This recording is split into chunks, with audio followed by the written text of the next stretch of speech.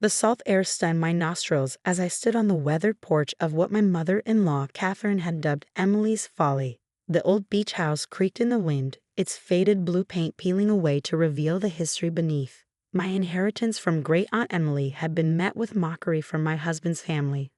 But standing here now, I felt a deeper connection to the mystery that was about to unfold.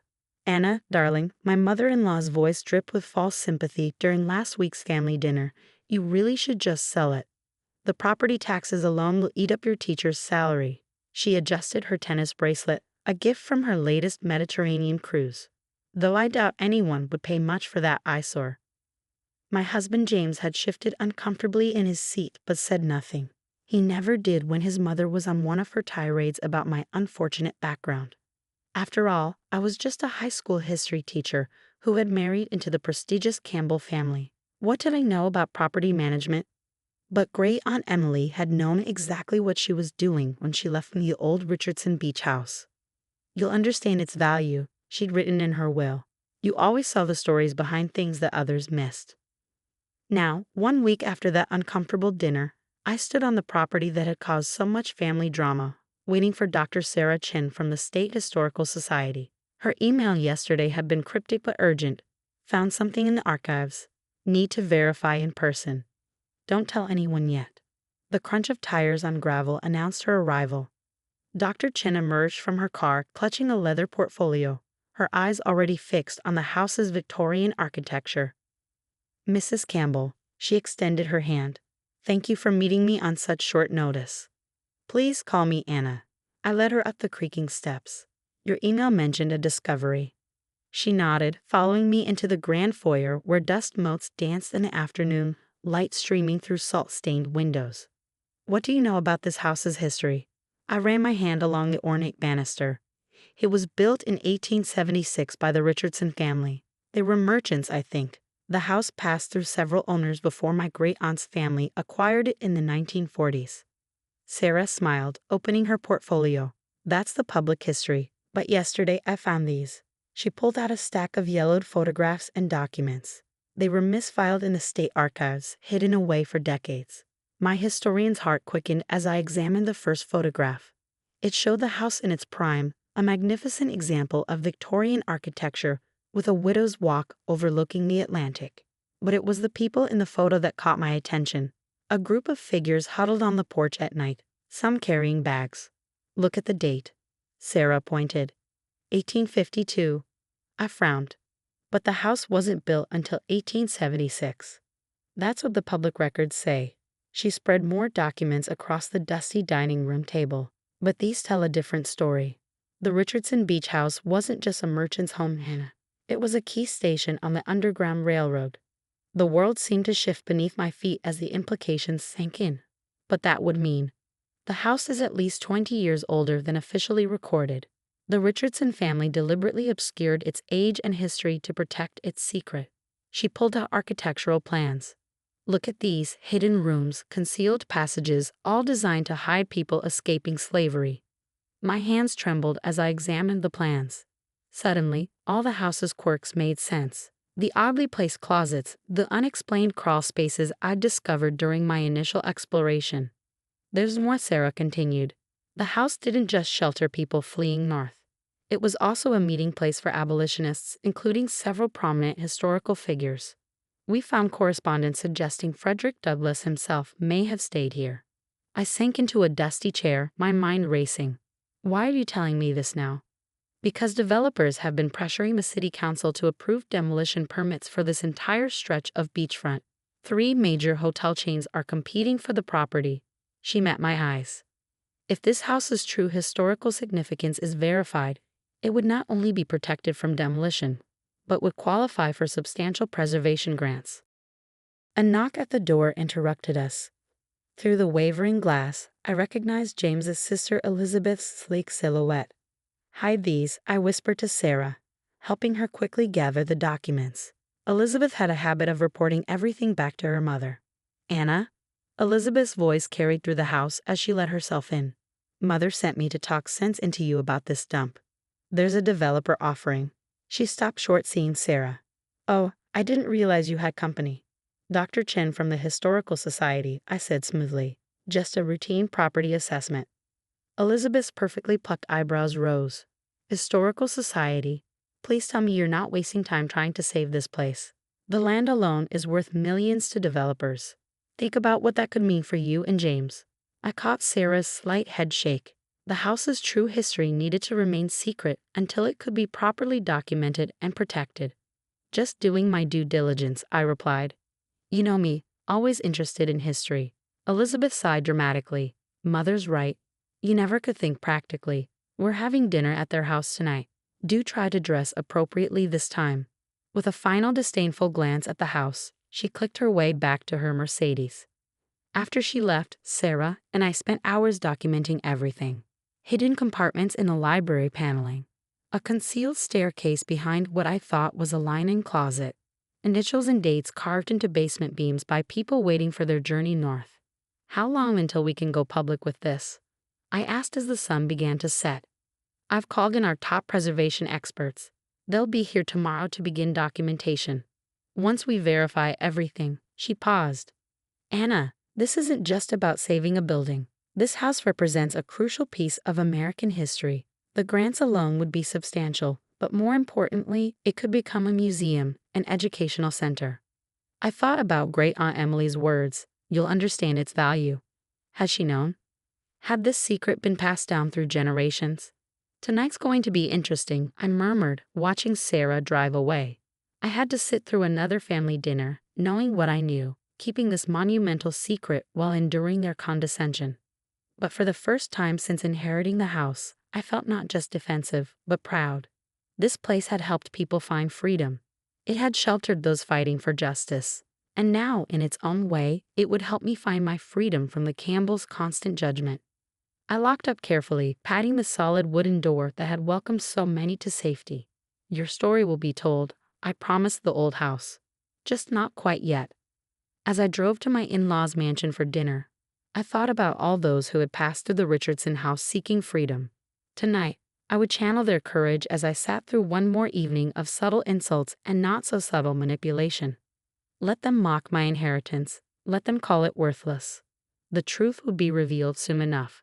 The Campbell family mansion loomed before me, its manicured lawns and carefully curated gardens a stark contrast to my weathered beach house. I straightened my dress. A simple but elegant black number that Catherine would still undoubtedly find fault with, and rang the doorbell. Anna, darling. Catherine's voice carried that familiar false warmth as she opened the door. We were just discussing your situation. The dining room buzzed with familiar faces. James's father, Richard, occupied his usual place at the head of the table, barely looking up from his phone where he undoubtedly tracked stock prices.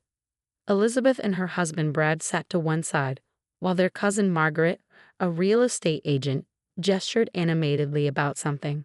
Anna, Margaret called out. Perfect timing. I was just telling everyone about an amazing offer I received for your beach property. Oceanfront Resorts is willing to go to $3 million cash deal. They'll even handle the demolition costs. I took my seat beside James, who squeezed my hand under the table. He knew how much Great Aunt Emily's house meant to me, even if he didn't understand why. That's very kind, Margaret, I said carefully, but I'm not interested in selling right now. The room fell silent. Catherine set down her wine glass with a sharp clink. Anna, she began in that patronizing tone I'd grown to hate. I know you felt attached to your aunt's property, but you need to be practical. That house is falling apart. The property taxes alone are manageable within my salary, I finished firmly. Actually, I've been meeting with the Historical Society about. Oh God, Elizabeth interrupted, rolling her eyes. You're not still on about the historical value, are you? It's just an old beach house. If they only knew what Sarah and I had discovered in those hidden rooms just hours ago. The concealed passages that had guided hundreds to freedom. The coded messages still visible in the woodwork. The proof of American heroes who had walked those halls. I've had developers calling all day, Margaret pressed. After Elizabeth mentioned you might be willing to sell, Oceanfront's offer might not last long. You did what? I turned to Elizabeth, feeling my composure crack slightly. You had no right to. We're trying to help you, Catherine cut in smoothly. James, darling, talk some sense into your wife. Think what you could do with $3 million. James shifted uncomfortably. Mother, if Anna wants to keep the house, then she's being selfish, Catherine snapped. That property could be developed into something useful. Instead, she's clinging to a worthless relic because of some misguided sentimentality about her aunt. My phone buzzed. A text from Sarah. Documentation complete. Preservation Board reviewing emergency protected status. Press conference tomorrow? A surge of strength flowed through me. The time for secrets was over. That worthless relic, I said quietly but firmly, is one of the oldest surviving stations on the Underground Railroad on the eastern seaboard. The room fell silent again, but differently this time. Margaret's fork clattered against her plate. The what? Elizabeth asked. I pulled out my phone, displaying the photographs Sarah had discovered. The house wasn't built in 1876. That was a cover story. It was built in the 1830s and served as a crucial safe house for people escaping slavery. The Historical Society has discovered proof that Frederick Douglass himself stayed there. Catherine's face had gone pale. That's impossible. The Preservation Board is meeting right now to grant it emergency protected status. I continued. Once that happens, it will qualify for substantial restoration grants. The Historical Society plans to help convert it into a museum and educational center. But the developers, Margaret stammered, won't be able to touch it. I finished. The house will be protected under both state and federal preservation laws. In fact, I allowed myself a small smile. Given its historical significance, the property value is now estimated at over $25 million. Richard finally looked up from his phone. $25 million? Not that it's for sale, I added. Some things are worth more than money. This house helped people find freedom. Now it can help teach future generations about courage, justice, and the power of standing up for what's right. The dining room erupted in chaos. Margaret frantically called her developer contacts. Elizabeth stared at me with a mixture of shock and newfound respect. Catherine sat frozen, her perfect hostess mask cracking. My phone buzzed again.